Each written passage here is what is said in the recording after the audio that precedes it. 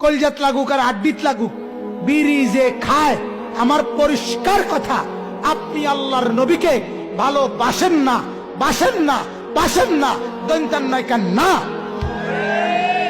সোজা কথা বলেন। বেড়া হইলে আমরা খারাপ। এখন বলেন, এখন বলেন, আলগা গিয়ে কয়েন না, আলগায় আমার বদনাম করেন না, কে ওয়াহাবি। এখানে বলবেন, এখানে বলেন, এখানে বলেন, এখন বলেন, এখন বলেন কি কারণে আমি নবীর দুশ্মন, আপনি এখন বলেন। আমি এই এখন যখন বয়ানে আসার জন্য ওযু করছি, তখনও আমি মিসওয়াক করছি, আমি নবীর দুশ্মন হব কেন? এই মিয়া, জীবনের প্রথম দিন থেকে আজ পর্যন্ত কোনোদিন দাড়ি কাটি নেই, আমি নবীর দুশ্মন হব কেন? কেন? রাতের 3:30 বাজো মাহফিল থেকে আইসা ফজরের নামাজ জামাতের সাথে কনকনে ঠান্ডার ভিতরে পড়ি, আমি নবীর দুশ্মন হব কেন? আমার মা, আমার বাপ, আমার বিবি, আমার ছেলে, আমার মেয়ে কোনোদিন টেলিভিশন দেখে নাই, আমার ঘরে কোনো টিভি নাই, আমি নবীর দুশ্মন হব কেন? কথা বলেন না কেন? আমি কোনো হারাম রোজগার করি না, আমি কোনো অবৈধ রোজগার করি না, সুদ খাই না, ঘুষ খাই না, কোনোদিন কিস্তি লই না, আমি নবীর দুশ্মন হব কেন? কথা বলেন না কেন? বলেন কি কারণ? কি কারণ? আপনি বিড়ি খান, আপনি নবীর আশেক, আলাপ মারণের জায়গা পান না, ঘটনাটা কি? সাদওয়ানে বেড়ি খান, রঙিন টেলিভিশনে নর্তকীর নাচ দেখেন, আমনে নবীর আশেক, কারে হুনানেডি? কথা বলেন না কেন? কারে হুনান, কারেডি? 30 বছর ধরে আপনার ঘরে রঙিন টেলিভিশন চলে, আমনের বেড়া বেড়ি সব ছেলে মেয়ে টেলিভিশনে নাচ গান চায়, আমনে নবীর আশেক। হ্যাঁ, আমরা হুনানিডি, আমরা বুঝি না এগুলা। অতএব কাটসাট কথা আমি বললাম পরিষ্কার বাপ, রাসূলুল্লাহ সাল্লাল্লাহু আলাইহি ওয়াসাল্লামকে কষ্ট দিয়েন না।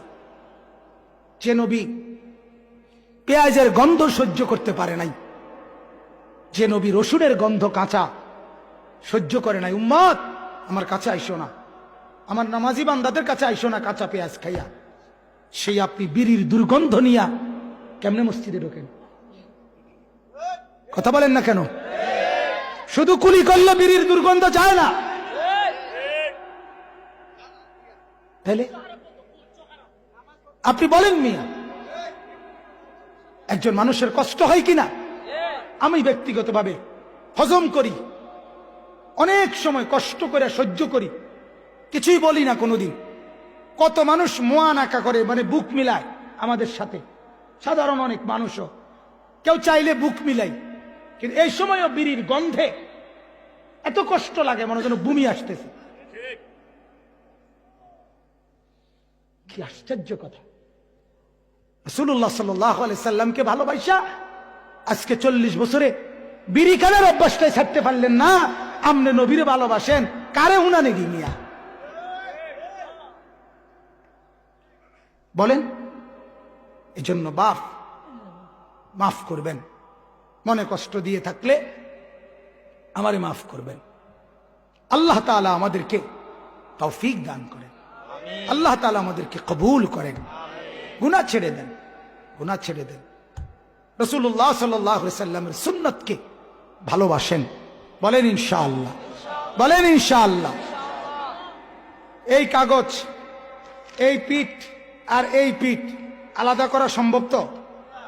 হ্যাঁ, ঠিক ভালোবাসা আর সুন্নাত নবীর অনুসরণ আলাদা করা সম্ভব না। ভালোবাসে যে, সুন্নত অনুসরণ করে সে, সুন্নত অনুসরণ করে যে, ভালোবাসে সে, এক হিসাব। দুই জিনিস আলগা না, সুন্নতে এনে ভালোবাসা হ্যাঁ না, জি না, জি না। যদি মনে করেন আপনার ভালোবাসা বাড়তেছে, তো গুনাহ ছাড়েন। কি ছাড়েন? গুনাহ ছাড়েন। আল্লাহ তাআলা আমাকেও বাঁচান, আপনাদেরকেও বাঁচান। দাড়িবিহীন মানুষ যারা দাড়ি রাখেন, বেপর্দা বিবি পর্দানসীন করেন, ফজরের নামাজ পড়ে না, নামাজ অভ্যস্ত করেন, আল্লাহকে ডাকেন, গুনাহমুক্ত এক জীবন আল্লাহ তাআলা যেন আমাদেরকে দান করে।